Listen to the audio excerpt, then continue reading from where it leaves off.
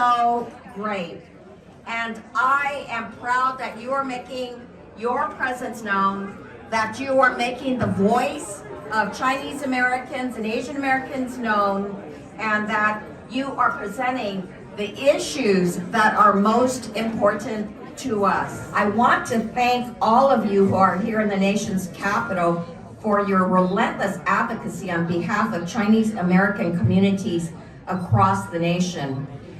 It couldn't be a more important time.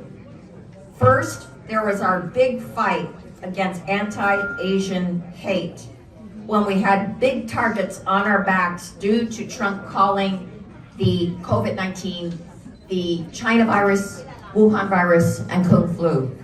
As a result, we had to fight back with press conferences, hearings, and finally with the COVID-19 hate crime bill, which was the first advance in hate crime legislation in 30 years. And then we realized that many Americans do not understand AANHPIs, Asian American Native Hawaiian Pacific Islanders, nor our Chinese American community. To them, we are invisible.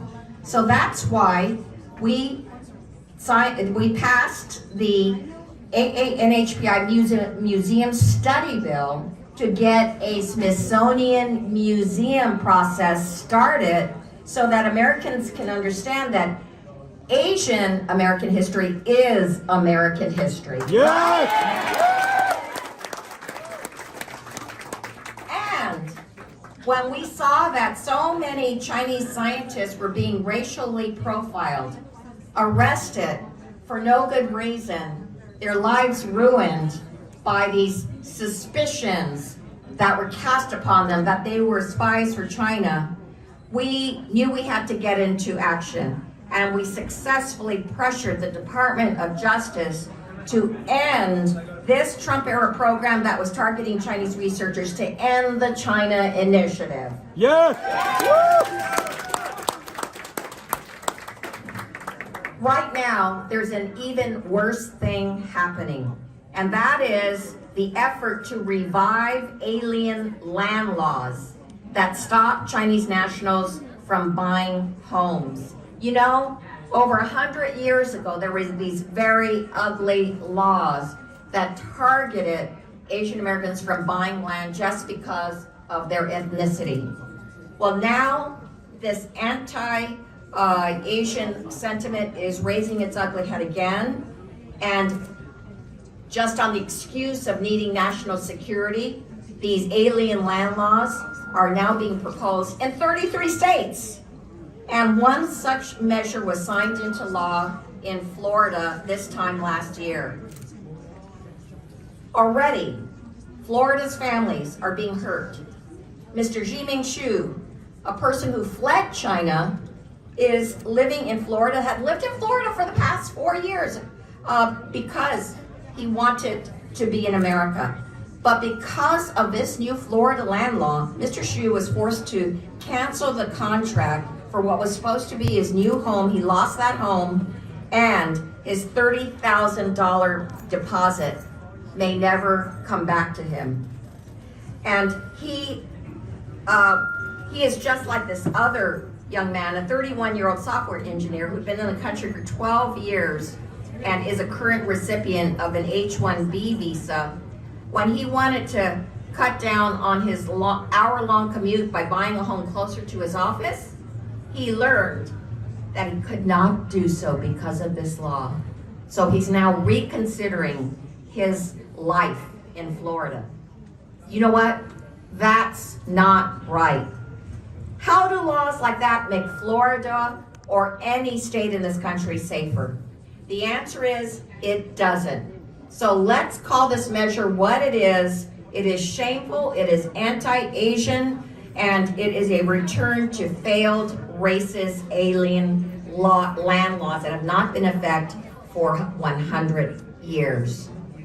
That's why when UCA asked me to come to a Florida rally to protest this law, I did come. I went to the rally in Miami.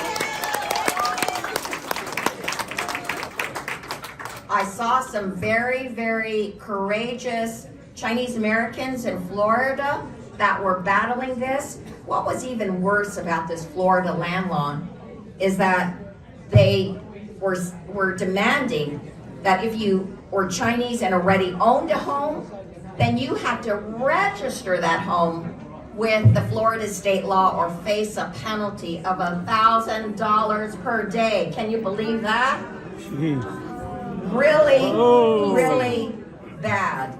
And so we need to band together. We need to make our voices strong. We need to do that in every state in this country where this is happening. And we need to make sure we help our other brothers and sisters in other countries like Alabama, Louisiana, Georgia. But one thing we also really have to remember is that if we fight back, we can win. Now in Texas, when they did this terrible, similar law, this alien land law that would have prevented nearly everybody except for Chinese American US citizen, but green card holder, everybody would not have been able to buy a home. And so the community leaders, the Texas Asian American lawmakers, UCA members, APAPA members, all joined together to march to the Capitol to raise their voices. They called their legislators, they had meetings with the legislators, and guess what? They stopped it from being enacted into law. How about that? What?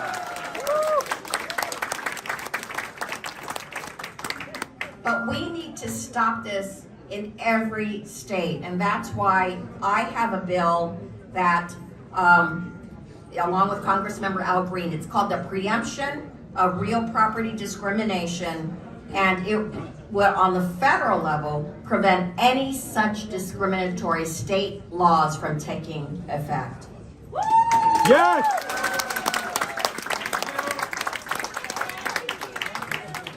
So let me be clear, all of these wins are possible only because we have a partnership, because we have strong community partners like UCA and APAPA, and that we have dedicated advocates like you who have come, taken your time, met with your representatives to talk about these terrible laws and to make our voices heard across the Capitol. So thank you so much for your tireless efforts. I look forward to continuing to grow and strengthen KPAC's partnership with UCA and APAPA. Thank you all. Yes!